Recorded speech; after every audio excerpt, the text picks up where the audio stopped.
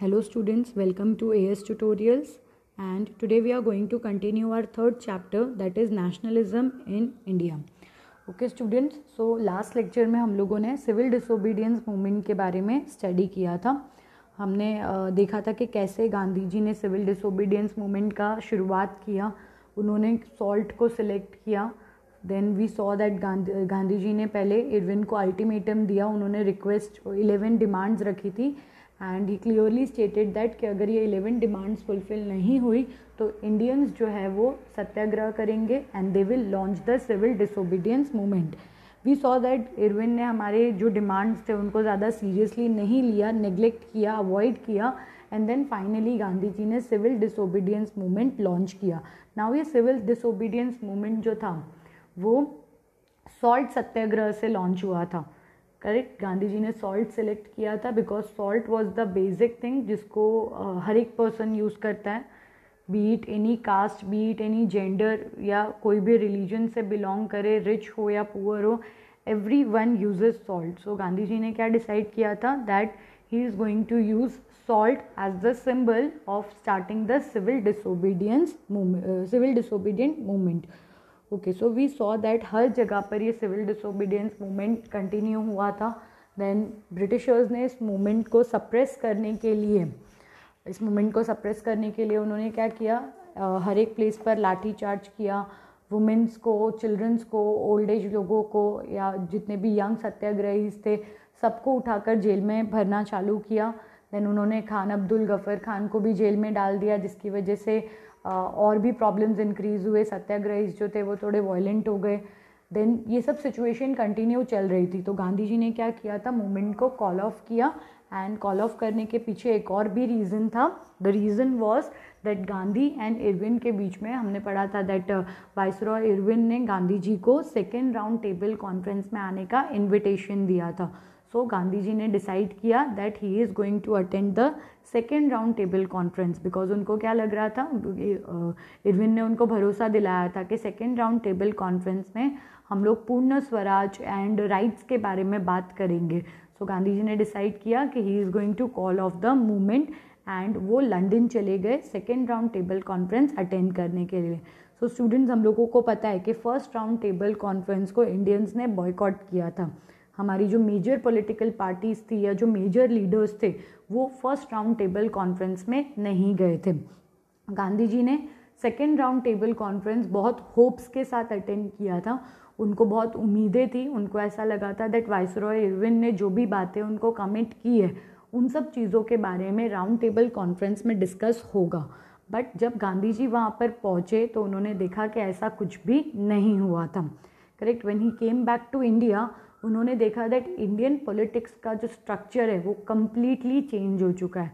कांग्रेस ने जो बड़े बड़े लीडर्स थे, जैसे कि हमने पढ़ा था लास्ट लेक्चर में, जो बड़े बड़े लीडर्स थे like for example Mahatma Gandhi, Khan गफ़र Khan, यहाँ पे आप देख सकते हो उनके नाम दिए हुए, गफ़र खान, जवाहरलाल नेहरू, इन सबको जेल के अंदर डाल दिया गया था. एंड कांग्रेस पार्टी को इलीगल डिक्लेयर कर दिया गया था.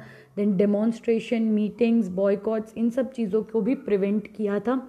And because of this reason Gandhi ji ने गांधी जी को बहुत प्रॉब्लम्स हुई, लेकिन उन्होंने सिविल डिसोबीडियंस मूवमेंट को 1933 में लॉन्च किया. लेकिन एक साल बाद दैट इज़ 1934 तक it lost its momentum. That is इतना ज़्यादा लोगों ने उसमें बाद में पार्टिसिपेट नहीं किया. जब ये मूवमेंट फर्स्टली स्टार्ट हुआ था तब बहुत से लोगों ने इस मूवमेंट में पार्टिसिपेट किया था. सबने गांधी जी को सपोर्ट किया था इस मूवमेंट के अंदर. लेकिन जब ये मूवमेंट को कॉल ऑफ किया गया बिना कोई रिजल्ट के, तो लोगों को भी ऐसा लगने लगा कि ये मूवमेंट सिर्फ ऐसे ही हो रहे हैं, इसका कोई भी रिजल्ट नहीं आने वाला है. And due to that reason people stopped participating in the civil disobedience movement. Now पहले हम देखेंगे कि जब ये सिविल डिसोबीडियंस मूवमेंट लॉन्च हुआ था, दैट इज़ सॉल्ट सत्याग्रह के साथ जब ये मूवमेंट लॉन्च हुआ तब किन किन लोगों ने इसमें पार्टिसिपेट किया. एंड हर एक पार्टिसिपेंट को, जैसे अगर आप किसी मूवमेंट में पार्टिसिपेट कर रहे हो या आप किसी भी चीज़ में अगर पार्टिसिपेट कर रहे हो तो आपके अपने एक्सपेक्टेशंस होते हैं. अगर मैं सिविल डिसोबीडियंस मूवमेंट में पार्टिसिपेट कर रही हूँ तो कंट्री का इंडिपेंडेंस ये तो हमारा सबका कॉमन एम है ही, लेकिन इसके साथ में हमारे कुछ पर्सनल एम्स भी होते हैं, पर्सनल मोटिव्स भी होते हैं, जिसकी वजह से हम मूवमेंट में पार्टिसिपेट करते हैं। सो यहाँ पर हम वही पढ़ने वाले हैं दैट किन किन लोगों ने इस मूवमेंट में पार्टिसिपेट किया था और उन सब लोगों की क्या क्या एस्पिरेशंस थी, क्या क्या होप्स थी इस मूवमेंट से। सो let's start it. How participants saw the movement. Let us now look at the different social group that participated in the civil disobedience movement. Why did they join the movement? What were their ideals? What did Swaraj mean to them? जैसे हम लोगों ने non cooperation movement में पढ़ा था that सब लोगों ने उसमें पार्टिसिपेट किया था एंड सबके जो होप्स थे वो अलग अलग थे। सो यहाँ पर अभी हम पढ़ेंगे दैट सिविल डिसोबीडियंस मूवमेंट में पार्टिसिपेट करने वाले कौन से सोशल ग्रुप्स थे, उन्होंने ये मूवमेंट ज्वाइन क्यों किया था, उनके आइडियल्स क्या थे, वो क्या चाहते थे, what were their expectations, and उनके लिए द टर्म स्वराज इसका मतलब क्या था। So let's start with the countryside. Villages के बारे में यहाँ पे शुरू किया है। In the countryside rich peasant communities like the Patidars of Gujarat and Jats of Uttar Pradesh were active in the movement. Being producer of the commercial crop they were very hard hit by the trade depression and falling prices. As their cash incomes disappeared, they found it impossible to pay the government's revenue demand. The refusal of the government to reduce the revenue demand led to widespread resentment. This rich peasants became enthusiastic supporters of civil disobedience movement, organizing their communities and at times forcing reluctant members to participate in the boycott programs. Okay, यहाँ पे क्या दिया हुआ है कि जो country side that is villages में जो रिच पीजेंट्स थे, जैसे यहाँ पे एग्जाम्पल दिया है about the Patidars of Gujarat and Jats of Uttar Pradesh, ये लोग सिविल डिसोबीडियंस मूवमेंट के एक्टिव मेंबर्स थे। वी कैन से कि ये एक्टिव कम्युनिटी थी जिसने सिविल डिसोबीडियंस मूवमेंट में पार्टिसिपेट किया था। अच्छा, अभी इसका रीज़न क्या था? देखो, वेरी सिंपल चीज़ है कि अगर आपको किसी मूवमेंट में पार्टिसिपेट करने से बेनिफिट मिलने वाला है, गेटिंग, या आपको करंट गवर्नमेंट से कोई प्रॉब्लम है तो ही आप किसी मूवमेंट में पार्टिसिपेट करोगे। अगर आपका कोई पर्सनल बेनिफिट नहीं है तो यूजुअली लोग उस चीज़ में पार्टिसिपेट नहीं करते। गेटिंग, हम सब किसी ना किसी मूवमेंट का पार्ट कब बनते हैं? जब उस मूवमेंट से हमें कुछ फ़ायदा मिलने वाला हो। ठीक है, सो यहाँ पर जो पीजेंट्स थे, रिच पीजेंट कम्युनिटीज़ जो थी, उन्होंने पार्टिसिपेट क्यों किया था? बिकॉज वो लोग कमर्शियल क्रॉप प्रोड्यूस करते थे and this was the time, हमने पढ़ा था लास्ट लेक्चर में दैट 1929-1930 में there was the great depression in the world. हर पूरे दुनिया में वी कैन से कि एक टाइप से मंदी आई हुई थी एंड जिसकी वजह से उनके क्रॉप का प्राइस जो था वो बहुत कम हो चुका था। गेटिंग, जो कमर्शियल क्रॉप्स वो इंटरनेशनल मार्केट में सेल कर रहे थे उसका प्राइस बहुत कम हो गया था। अब अगर उसका प्राइस कम हुआ है तो ऑब्वियसली क्या होगा दैट जो रिच पीजेंट्स थे उनकी इनकम कम हो गई। गेटिंग, अब इनकम कम हुई है तो उनको क्या प्रॉब्लम थी, उनकी क्या डिमांड थी दैट ब्रिटिश गवर्नमेंट इनकम कम होने के बाद भी टैक्सेस कम नहीं कर रही है। See, as their cash income disappeared, they found it impossible to pay the government's revenue demand. क्या बोला हुआ है? गवर्नमेंट का जो टैक्स का डिमांड था, गवर्नमेंट जो इन लोगों से टैक्स मांग रही थी उतना टैक्स ये लोग पे नहीं कर पा रहे थे। क्यों नहीं कर पा रहे थे? बिकॉज इनके प्रोडक्ट का प्राइस कम हो गया था। अब अगर पैसे आ ही नहीं रहे हैं तो टैक्स पे करना भी बहुत मुश्किल है। सो उन्होंने गवर्नमेंट से डिमांड किया था कि हम लोग इतना टैक्सेस पे नहीं कर सकते, लेकिन गवर्नमेंट ने उनकी डिमांड को रिफ्यूज़ कर दिया। Government was very strict, Britishers बहुत स्ट्रिक्ट थे कि व्हाट्सोएवर इज़ द रेवेन्यू, वो तुम्हारा प्रॉब्लम है, हमने जितना % टैक्स बोला है उतना टैक्स हमको चाहिए। ये किसने बोल दिया था? ब्रिटिश गवर्नमेंट ने ना। इसकी वजह से जो रिच पीजेंट्स थे वो ब्रिटिश गवर्नमेंट के अगेंस्ट चले गए।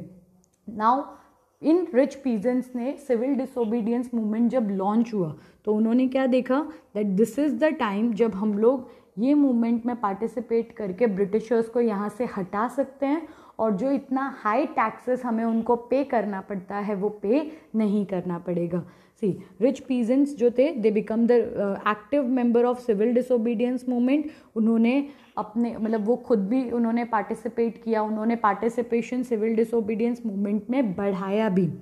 For them fighting for Swaraj was a struggle against high revenues.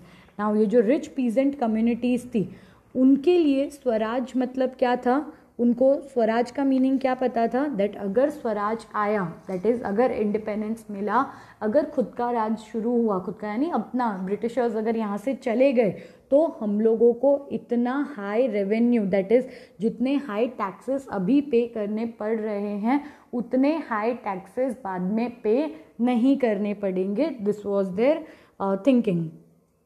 But they were deeply disappointed when the movement was called off in 1931 without the revenue rates being revised.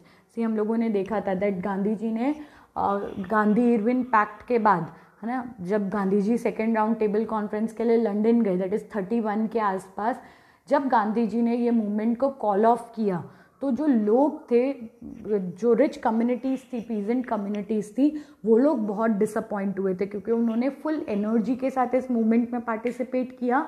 And when they saw कि 1931 में गांधी जी ने इस movement को call of कर लिया और उसके बाद कोई टैक्सेस का रेट्स भी कम नहीं हुए, तो वो लोग बहुत ज़्यादा डिसअपॉइंटेड थे.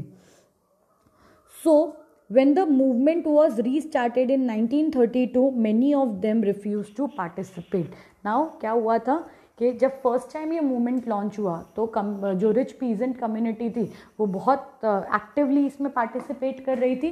बट जब उन्होंने देखा कि मूवमेंट कॉल ऑफ हो गया है और कोई रेट्स में चेंजेस नहीं आए, तो जब दोबारा गांधी जी ने ये मूवमेंट लॉन्च किया तब इन लोगों ने उसमें पार्टिसिपेट नहीं किया, मना कर दिया, क्योंकि इनको क्या लगा दैट जैसे पहले हुआ था, पहले मूवमेंट में पार्टिसिपेट करो, 1-1.5 साल मूवमेंट चलेगा एंड देन उसके बाद कुछ चेंजेस नहीं आएंगे, वापस मूवमेंट कॉल ऑफ हो जाएगा. तो उनको क्या लगा दैट इस बार भी यही होने वाला है, इसलिए रिच पीजेंट्स ने पार्टिसिपेट करने से क्लियरली मना कर दिया. दे क्लियरली टोल्ड कि हम लोग इसमें पार्टिसिपेट नहीं करेंगे. ये किसका सिचुएशन था, about the rich peasant communities. किसका सिचुएशन था ये, रिच पीजेंट कम्युनिटीज़ का. उन्होंने मूवमेंट में पार्टिसिपेट किया था, क्यों पार्टिसिपेट किया था, सो दैट उनको टैक्सेस कम भरने पड़े, गेटिंग. लेकिन जब मूवमेंट को कॉल ऑफ किया तो दे वेर वेरी डिसअपॉइंटेड एंड इसलिए जब मूवमेंट रीस्टार्ट हुआ तो रिच पीजेंट कम्युनिटीज़ ने दोबारा से मूवमेंट में पार्टिसिपेट करने से मना कर दिया. ओके, अभी नेक्स्ट पार्टिसिपेंट आते हैं हमारे the poorer peasantry. Let's see इनका क्या पॉइंट था कि इन लोगों ने क्यों इस मूवमेंट में पार्टिसिपेट किया.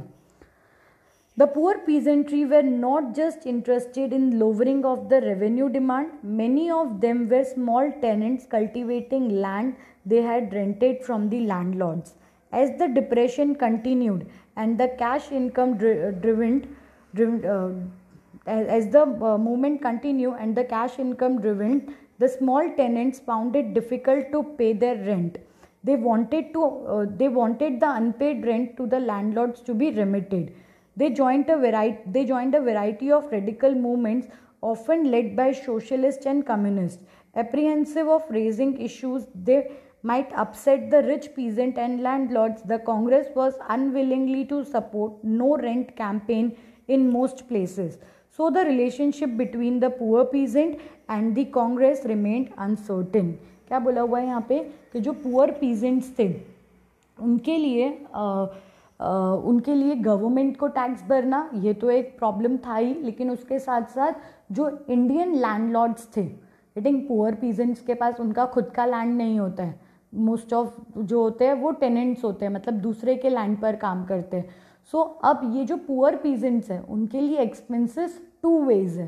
पहला एक्सपेंसेस क्या है, दैट उनको ब्रिटिशर्स को टैक्सेस भरने हैं, ठीक है, एंड दूसरा टेंशन क्या है, दैट उनको लैंडलॉर्ड्स को रेंट भी भरना है. ओके, नाउ ये जो डिप्रेशन चल रहा था, जिस डिप्रेशन की वजह से रिच पीजेंट्स को प्रॉब्लम हो रही थी, ये सेम डिप्रेशन की वजह से पुअर पीजेंट्स को भी प्रॉब्लम हो रही थी. उनकी जो इनकम थी वो बहुत ज़्यादा रिड्यूस हो चुकी थी. वी कैन से कि इनकम आ ही नहीं रही थी, मतलब एकदम कट शॉर्ट हो चुकी थी इनकम. एंड इसीलिए उनकी डिमांड क्या थी, दैट जो हमारे पास्ट मंथ की रेंट्स है वो रेंट मतलब हटा दो, दैट इज़ हमको फ्री कर दो, हमको बोल दो कि आपको पुराना रेंट पे नहीं करना है। पुअर पीजेंट्स की क्या डिमांड थी, दैट जो लैंडलॉर्ड्स है वो हमारा रेंट माफ़ कर दे, पुराना जो रेंट बाकी है उसको क्या कह सकते हैं, रेमिट कर दे, बोल दे कि तुमको पे नहीं करना है। ये उनका पॉइंट था। सो जब पुअर पीजेंट्स ने नो रेंट कैंपेन स्टार्ट किया तो कांग्रेस को क्या लगा, मतलब कांग्रेस ने है ना पुअर पीजेंट्स को इस पॉइंट पे सपोर्ट नहीं किया था, बिकॉज अगर poor peasant no rent campaign चालू करते हैं और वो सक्सेसफुल होती है तो पुअर पीजेंट्स को फ़ायदा होगा, लेकिन लैंडलॉर्ड्स को सफ़र करना पड़ेगा, करेक्ट। एंड कांग्रेस लैंडलॉर्ड्स के साथ अपने रिलेशंस को नहीं बिगाड़ना चाहती थी, एंड इसीलिए कांग्रेस ने नो रेंट कैंपेन को सपोर्ट नहीं किया, जिसकी वजह से पुअर पीजेंट्स एंड कांग्रेस के बीच के जो रिलेशनशिप्स थे वो प्रॉपर नहीं थे। मतलब पुअर पीजेंट्स जो है वो कांग्रेस को सपोर्ट ज़्यादा नहीं करते थे। जैसे यहाँ पे क्लियरली लिखा हुआ है that apprehensive of raising issue that might upset the rich peasant. कौन सा इशू था, नो रेंट का इशू था। And landlords, the Congress was unwilling to support the no rent campaign in many places. बहुत सारी प्लेसेस पर कांग्रेस ने नो रेंट कैंपेन को सपोर्ट नहीं किया था, एंड इसका रीज़न क्या था, दैट अगर नो रेंट कैंपेन होगा तो it can affect the landlords, correct. और लैंडलॉर्ड्स को कांग्रेस अफेक्ट नहीं करवाना चाहती थी, इसीलिए उन्होंने नो रेंट कैंपेन को सपोर्ट नहीं किया। And due to that reason poor peasants और कांग्रेस के जो रिलेशंस थे वो सर्टन नहीं थे, मतलब पीजेंट्स डिडंट ट्रस्टेड कांग्रेस। ये था हमारा किसका, जो फार्मर्स थे, rich and the poor farmers. अब आते हैं the business class. What about the business class, let's see कि बिजनेस क्लास ने क्यों इस मूवमेंट को सपोर्ट किया, उनका क्या एम था इसके लिए। What about the business class, how did they related to the civil disobedience movement. So now हम सबको याद है दैट फर्स्ट वर्ल्ड वॉर के टाइम पर, we all remember that first world war के टाइम पर ब्रिटिशर्स जो है वो वॉर में एंगेज थे, उनका पूरा ध्यान कहाँ पर था, वॉर में। And that was the time जब इंडिया में इंडस्ट्रीज ग्रो हो रही थी, गेटिंग, इंडिया के अंदर क्या हो रहा था, दिस वाज द टाइम जब इंडस्ट्रीज ग्रो हो रही थी। नाउ ये इंडस्ट्रीज की ग्रोथ के साथ में जो बिजनेसमैन थे, जो इंडस्ट्रियलिस्ट थे, उनको प्रॉफिट्स हुए, करेक्ट। जैसे ही फर्स्ट वर्ल्ड वॉर ख़त्म हुआ उसके बाद ब्रिटिशर्स ने वापस इंडियन मार्केट में अपने गुड्स सेल करना स्टार्ट किए, एंड जिसकी वजह से जो बिजनेसमैन थे, जो इंडस्ट्रियलिस्ट थे, उनको लॉसेस हुए। सो नाउ उनके लिए स्वराज का मतलब क्या था, दैट स्वराज आएगा, दैट इज़ ब्रिटिशर्स यहाँ से चले जाएंगे एंड फिर से वो लोग प्रॉफिट्स अर्न कर पाएंगे। That was the meaning of swaraj to the businessman. Let's see क्या बोला हुआ है यहाँ पे, for during the first world war Indian merchants and industrialist had made huge profits and became powerful. Keen on expanding their business, they now reacted against colonial politics that restricted business activities. They wanted protection against imports of foreign goods and the rupee-sterling foreign exchange ratio that would discourage imports. To organize business interests, they formed the Indian Industrial and Commercial Congress in 1920 and the Federation of Indian Chamber of Commerce and Industry in the year 1927. क्या बोला हुआ है, first world war के time पे industrialist and merchants ने huge profits कमाए and they become powerful. ना उनको अपना बिजनेस एक्सपांड करना था, लेकिन बिजनेस एक्सपांड करने के बीच में कौन आ रहा था, the colonial policies, that is Britishers की पॉलिसी। एंड ये पॉलिसीज़ की वजह से इंडियन इंडस्ट्रियलिस्ट, इंडियन बिजनेसमैन अपना प्रॉफिट्स इंक्रीज नहीं कर पा रहे थे। सो अब उनका डिमांड क्या था, दैट कि उनको इम्पोर्ट्स के अगेंस्ट प्रोटेक्शन चाहिए, कि कंट्री के अंदर ज़्यादा फॉरेन गुड्स इंपोर्ट नहीं होना चाहिए, क्योंकि अगर फॉरेन गुड्स इंपोर्ट होगा तो इंडियन प्रोडक्ट्स कोई नहीं लेगा, बिकॉज वी ऑल नो कि फॉरेन गुड्स चीप था। सो यहाँ पे बिजनेसमैन को क्या प्रोटेक्शन चाहिए था, दैट इम्पोर्ट्स जो है वो रिड्यूस हो जाए। इसके लिए उन्होंने Indian industrial and commercial Congress form किया इन द ईयर 1920 एंड उसके बाद federation of Indian chamber of commerce and industry start किया। अब ये इंस्टीट्यूट टाइप्स है जो बिजनेसमैन के लिए बने हुए हैं, एंड ये वो सारे टॉपिक्स को ध्यान में रखते हैं जिनसे बिजनेस अफेक्ट हो सकता है। गेटिंग, ये एक वी कैन से कि एक टाइप का प्लेटफॉर्म है जहाँ पर बिजनेसमैन अपने प्रॉब्लम्स को डिस्कस कर सकते हैं एंड सॉल्यूशंस लेकर आ सकते हैं। So this was formed in the year 1927। आगे देखते हैं क्या हुआ। Led by prominent industrialists like Purushottam Das, Thakur Das and J.D. Birla. The industrialists attract colonial control over the Indian economy and supported the civil disobedience movement when it was first launched. They gave financial assistance and refused to buy or sell imported goods. Most businessmen came to see Swaraj as the time when colonial restriction on the business would no longer exist and trade and industry would flourish without constraints. सी क्या बोला हुआ है यहाँ पे, that कुछ industrialist थे जिन्होंने इस ग्रुप को लीड किया था, Purushottam Das, Thakur Das and JD Birla, this were some of the industrialist जिन्होंने इसको लीड किया था। एंड देन उसके बाद उनको अब क्या लग रहा था दैट सिविल डिसोबीडियंस मूवमेंट में पार्टिसिपेट करके वो ब्रिटिशर्स को यहाँ से निकाल देंगे एंड देन उनके पास वापस से मार्केट का पूरा कंट्रोल आ जाएगा and they will be able to earn the profit. उनको क्या लगा दैट ब्रिटिशर्स अगर यहाँ से चले गए सो उनको वापस से क्या हो जाएगा, पूरा इंडियन मार्केट किसको मिल जाएगा, इंडियन इंडस्ट्रियलिस्ट को मिल जाएगा। एंड इसीलिए जब सिविल डिसोबीडियंस मूवमेंट पहली बार लॉन्च हुआ था तब इन लोगों ने सपोर्ट किया था।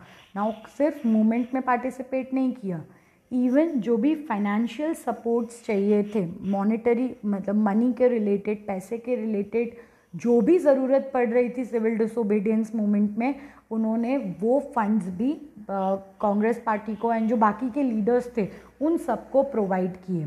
करेक्ट, क्या बोला है यहाँ पे दैट उन्होंने not only physically but also financially, movement में तो वो पार्टिसिपेट कर ही रहे थे बट उसके साथ साथ में फाइनेंशियल हेल्प भी गवर्नमेंट को प्रोवाइड कर रहे थे, क्योंकि उनको क्या लग रहा था दैट एक बार स्वराज आया तो ये जो ब्रिटिश गवर्नमेंट का कंट्रोल है हमारी मार्केट पर वो ख़त्म हो जाएगा।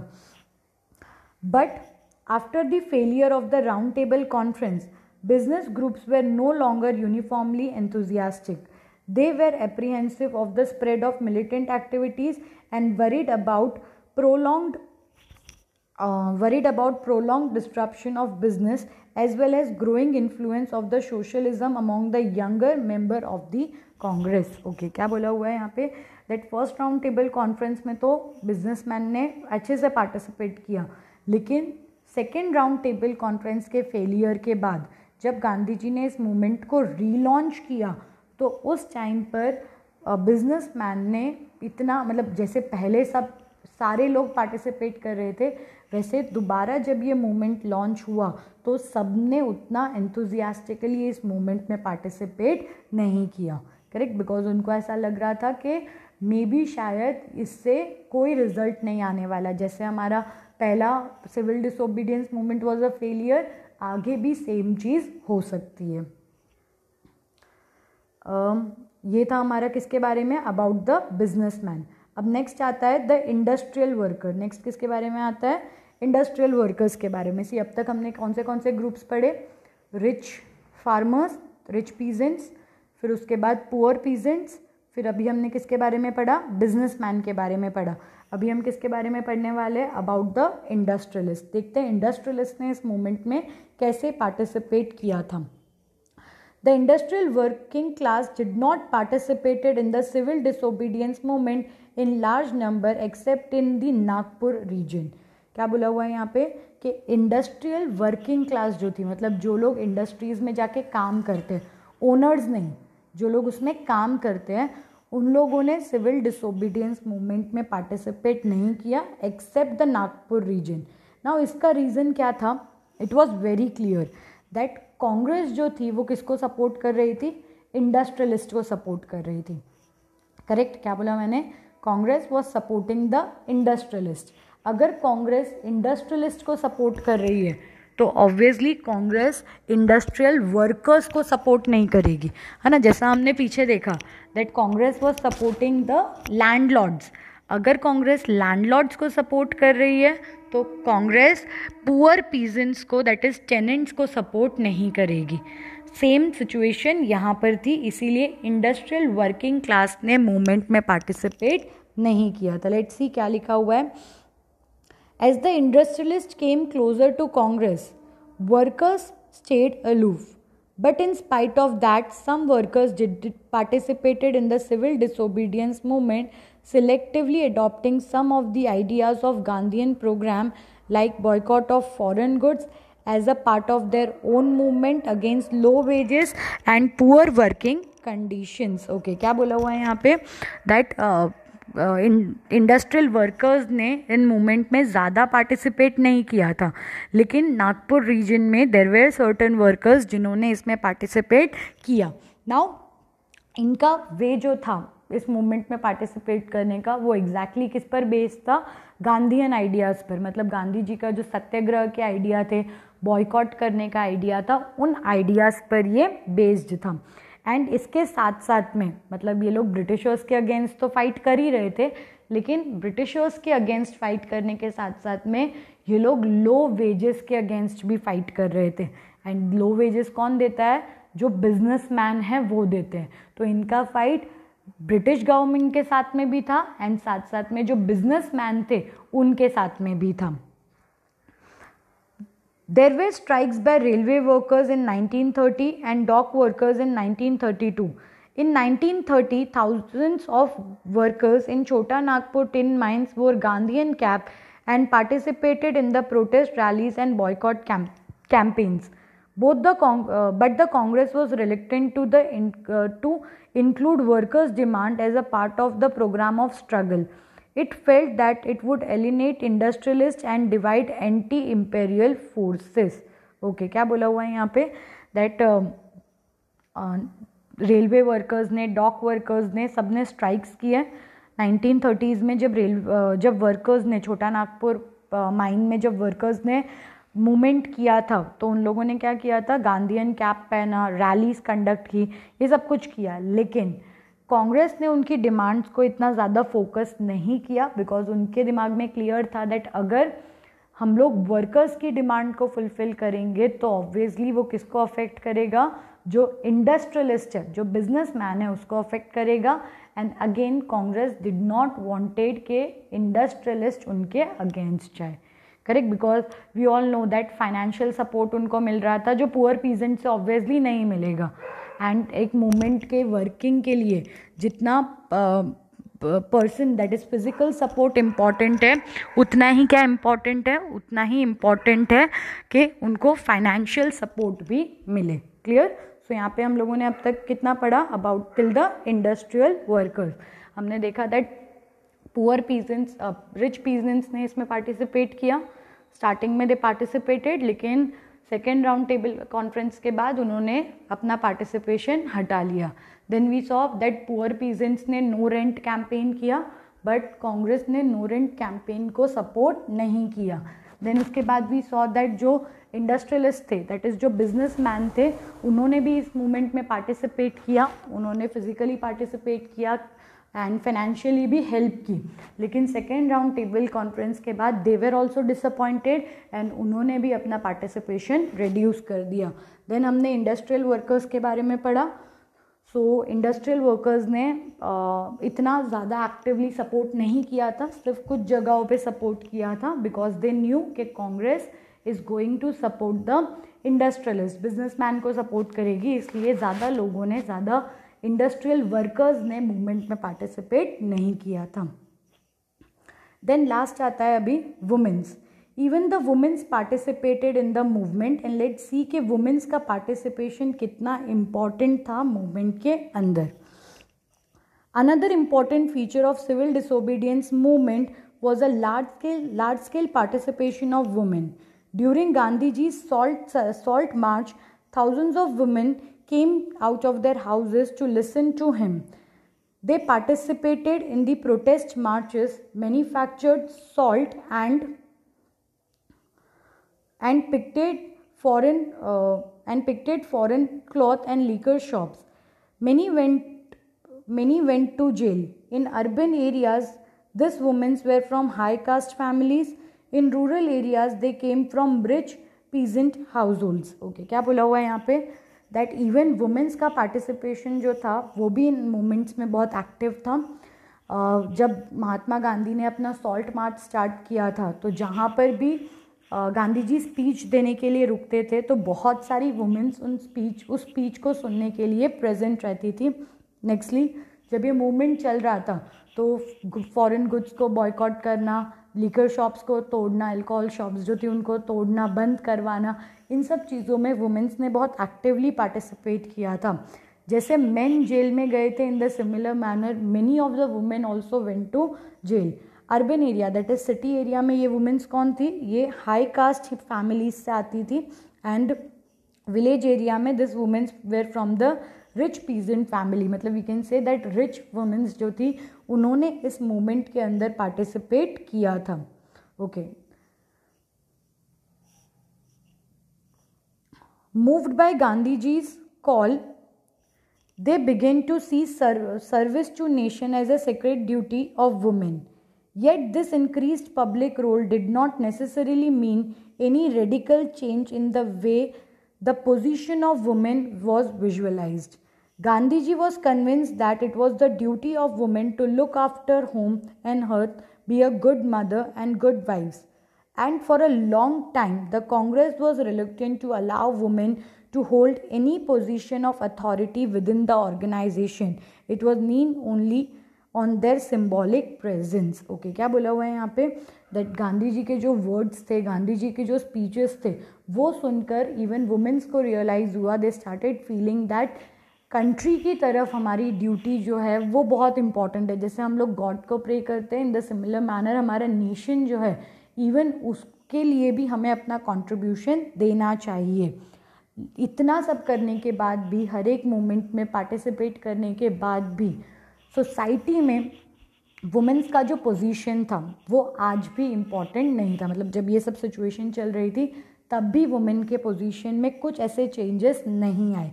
Gandhi ji was clearly convinced के कंट्री के लिए फ़ाइट करना, नेशन को इंडिपेंडेंस दिलाना, ये सब वुमेन के काम नहीं हैं। उन्होंने वुमेन्स को क्या कहा, that they have to be good mothers, they have to be good wifes, उनको घर का ख्याल रखना है। दे आर नॉट फॉर, मतलब they don't have to play any role in the independence. ये बात के लिए Gandhi ji was also convinced. And बहुत लॉन्ग पीरियड तक वुमेन्स को कांग्रेस में कोई पोजीशन नहीं दी गई थी, एंड अगर पोजीशन दी भी थी तो सिर्फ नाम के लिए। आई थिंक मैंने क्या बोला यहाँ पे, that for a very long period of time womens को कांग्रेस में कोई इम्पॉर्टेंट पोजीशन नहीं दिया गया था, एंड जब बाद में दिया भी गया तो वो सिर्फ नेम के लिए, खाली नाम के लिए, सिर्फ सिंबॉलिक के हाँ even womens are there getting, लेकिन इसका कोई भी, उनका कोई भी वी कैन से कि उनका कोई इम्पोर्टेंस नहीं था, या उनके व्यू पॉइंट्स को इम्पोर्टेंट कंसिडर नहीं किया जाता था। सो यहाँ पे हम लोगों ने पढ़ा about the different group of people that participated in the civil disobedience movement. पहले कौन थे, rich peasants, poor peasants, industrialist, industrial workers and womens. ये 5 लोग थे या 5 सोशल ग्रुप थे जिन्होंने इंडिपेंडेंस के लिए सिविल डिसोबीडियंस मूवमेंट में पार्टिसिपेट किया। Okay, so now we all know that civil disobedience movement जो था इवन वो भी सक्सेसफुल नहीं था, गेटिंग, उसको वो भी फेल हुआ। सो नेक्स्ट टॉपिक हमारा जो है उसमें we will study that civil disobedience movement में कहाँ कहाँ पर कमी रह गई थी जिसकी वजह से this movement was not successful.